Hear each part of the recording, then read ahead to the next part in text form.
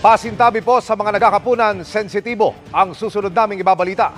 Halos kalansay na ng matagpuan ng ilang pusa sa pound ng isang barangay sa Cavite matapos daw kainin ng kapwa nila pusa.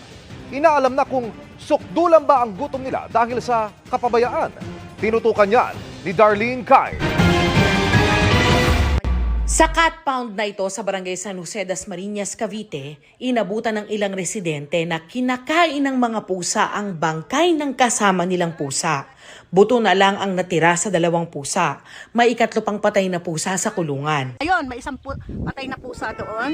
Ganito po ang kanilang ginawa. Kwento ni Yvette Mayo, pumunta siya sa cat pound ng barangay noong linggo para sana tulungan ng kaibigan niya na hanapin ang kanyang nawawalang pusa. Pero yon ang eksenang tumambad sa kanila. Natataranta na ako. Kasi first time na makakita ako ng ganon. Galit na galit ako at saka umiyak talaga ako doon, magulgol talaga ako doon. Hinala ni Yvette, hindi pinapakain ng mga pusa sa pound kaya wala na silang nagawa kung hindi kainin ng isa't isa.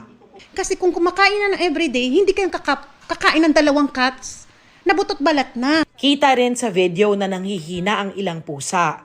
Puno ng dumi ang lalagyan dapat nila ng tubig. Wala ring pagkain sa kulungan kaya pinakain nila Yvette ang mga pusa. Parang hindi na po maalis sa isip ko yung mga buto. Agad niya raw ipinagbigay alam sa barangay officials ang nangyari.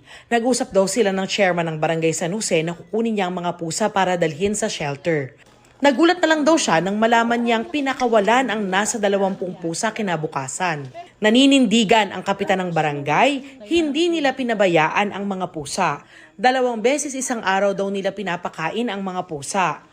Ang hinala raw nila, namatay ang 3 pusa dahil sa pag-aaway-away. Ang katotohanan po niya, may 2 po akong tagpag-alaga ng mga pusa. Kasi hindi naman po talaga namin mababantayan 24 oras. So, nung nakapansin nila, pag pinapakain, nag-aaway-away yung mga pusa. Lagi raw may nagre-report sa kanila tungkol sa stray dogs and cats, kaya minabuti nilang ilagay ang mga ito sa isang pound. Halos po linggo-linggo, may lumalapit sa akin, nahagat ng pusa, nahagat ng aso.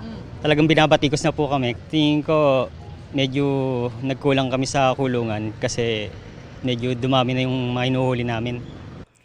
Ayon sa veterinaryong si Doc Ferds Resio, posibleng kinain ng pusa ang bangkay ng kapwa niya pusa dahil sa matinding gutom. Pwedeng it's because of starvation, because wala nang ibang pagkain. It doesn't mean na masama yung mga pusa, but it's their nature.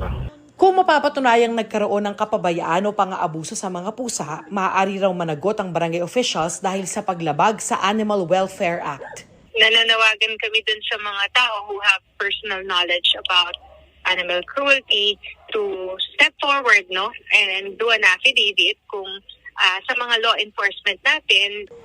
Pinuntahan na ng Dasmariñas City Veterinary Office ang cat pound ng barangay San Jose. We ask na temporarily i-hold muna niya yung kanyang impounding until maayos namin yung system.